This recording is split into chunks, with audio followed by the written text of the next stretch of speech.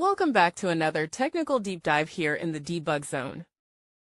Today we're tackling a big question and breaking it down with insights from other users. Hopefully this clears up some misconceptions and helps you get the answer you need. So buckle up, stay a little curious, and let's jump right in.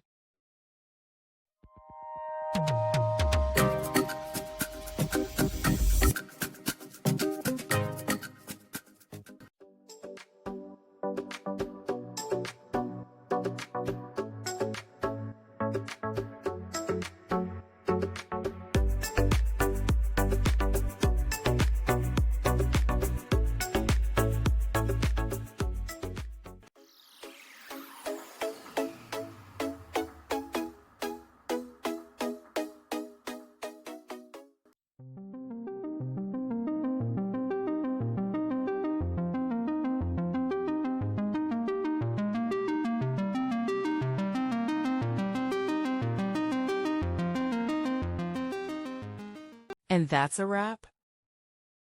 I hope you found the answer you were looking for. If you did, take a second to hit that subscribe button. It really helps out. And let me know in the comments which solution worked best for you. See you next time in the debug zone.